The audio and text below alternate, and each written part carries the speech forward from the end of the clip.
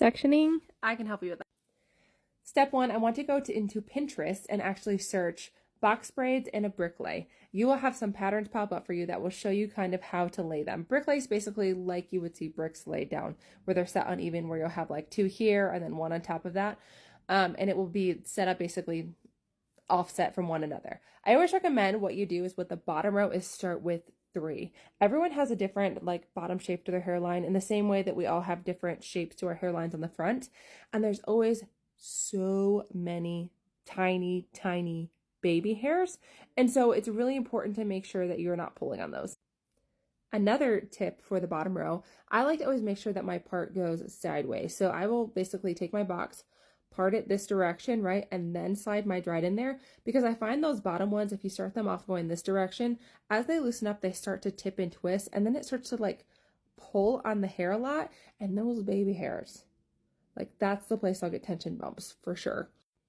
So start with 3 that direction on the bottom row, and then your next row is going to have where you're going to basically like go offset from that, and you will have probably 4 or 5 of them there. It depends on kind of the number of dreads you have, how thick you want it to be, things like that. And then you'll basically follow that all the way up. I usually do that up like the back of my head, basically up to about here. And it basically like wraps around like this little upside down U shape, right? Happening here on the back of my head. Because for my front rows, I actually just do straight rows. Like you can see, I have a straight part going back. This is not offset at all. That way I can actually part down the middle like this, or I can part off to the side or this side, whatever I want to do with that. So the bottom part of it, I do a brick lay. The top part of it, I like to do the straight rows. Everyone is a little bit different. This is just what I prefer after wearing them many, many, many times. I find that's just what works best for me. Another tip is to make sure those boxes are on the back of your head, the lower part. Make sure that they're quite a bit bigger than these guys. Like these are bitty for me, right? They're tiny.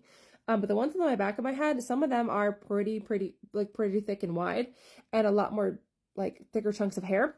And so that helps a lot with making sure that you don't have a ton of weight back there. If there's too much weight back there, you'll feel like they're pulling your neck backwards, and it will give you a headache. It will hurt your neck. It'll be uncomfortable. It'll be uncomfortable when you sleep, especially if you tend to sleep on your back. And so I always recommend that you're going to do about 1/3 of them from like the row above the ears on down.